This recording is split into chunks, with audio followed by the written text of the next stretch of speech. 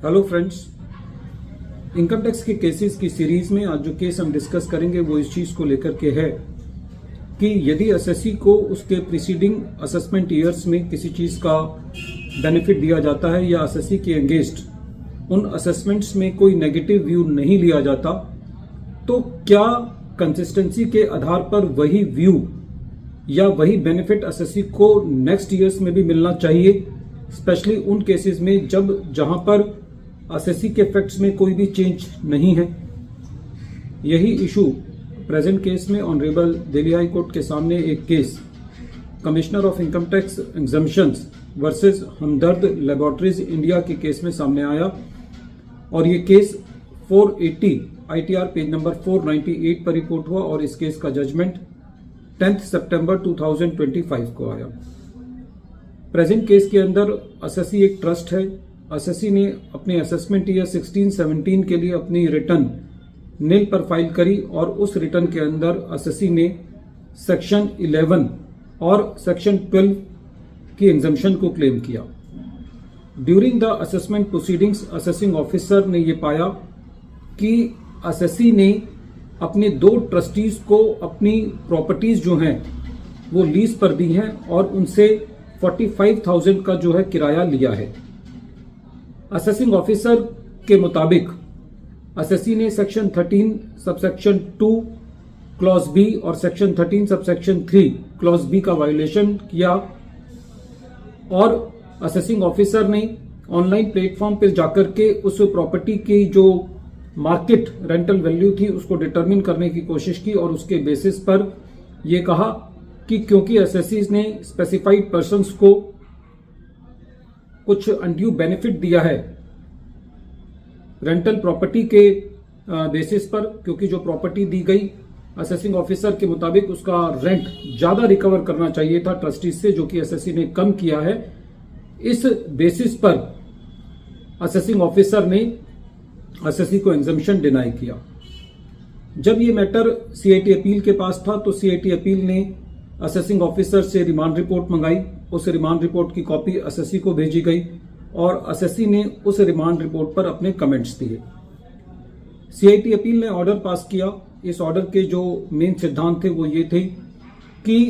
SSC को same section 11 और 12 का बेनिफिट पिछले सालों में दिया गया और उन पिछले सालों में असेसिंग ऑफिसर ने कोई भी नेगेटिव व्यू नहीं लिया सेक्शन 13 सबसेक्शन 2 क्लॉज बी को लेकर के या सेक्शन 13 सबसेक्शन 3 क्लॉज बी को लेकर के, और इसीलिए सीआईटी अपील के मुताबिक जब पिछले सालों के अंदर सेक्शन 11 का एग्जम्पशन एसएससी को दिया गया तो इस साल में भी कंसिस्टेंसी के आधार पर एसएससी को वो बेनिफिट दिया जाना चाहिए। सीआईटी अपील का यह भी कहना था कि एसएससी सेक्शन 11 और 12 के एग्जम्पशन के लिए तो एलिजिबल है ही, साथ के साथ सेक्शन 10 सबसेक्शन 23C क्लॉज 4 के लिए भी एलिजिबल है। सीआईटी अपील का यह कहना था कि प्रेजेंट केस के अंदर यह नहीं कहा जा सकता कि ट्रस्टीज को कोई बेनिफिट या अनड्यू बेनिफिट सेक्शन 13 सबसेक्शन 2 या सेक्शन 13 सबसेक्शन 3 के मुताबिक दिया गया है और जो असेसिंग ऑफिसर ने ऑनलाइन प्लेटफॉर्म के डाटा को यूज किया है एसएससी को एग्जम्पशन डिनाई करने के लिए वो जस्टिफाइड नहीं है।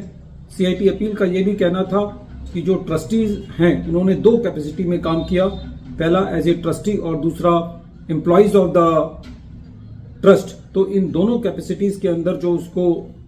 प्रीमाइसेस दी गई रेंट पर वो अनजस्टिफाइड या अनड्यू नहीं है। सीआईटी अपील का यह भी कहना था कि वो ट्रस्टीज उस ट्रस्ट से 40 साल से जुड़े हुए हैं, उनकी सीनियरिटी है, उन्होंने सर्विसेज प्रोवाइड की हैं और जो उनको एकोमोडेशन दी गई है वो सर्विस रूल्स के मुताबिक दी गई है। जब मैटर ट्रिब्यूनल के पास था तो ट्रिब्यूनल का भी ये कहना था कि जो सीआईटी अपील ने अपना डिसीजन दिया है वो सही है।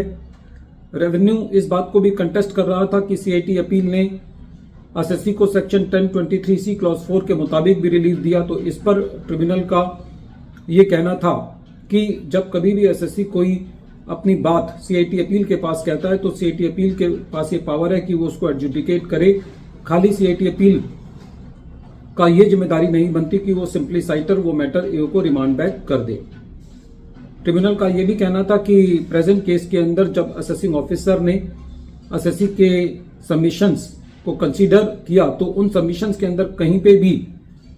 जो असेसिंग ऑफिसर था उसने एसएससी के द्वारा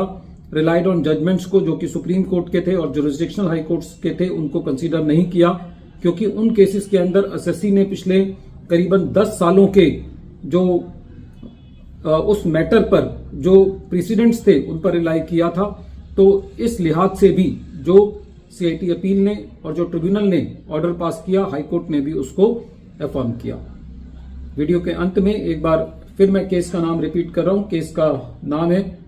commissioner of income tax exemptions versus Hamdard laboratories India, और ये केस 480 ITR पेज नंबर 498 पर रिपोर्ट हुआ और इस केस का जजमेंट 10 सितंबर 2025 को आया। Thank you friends.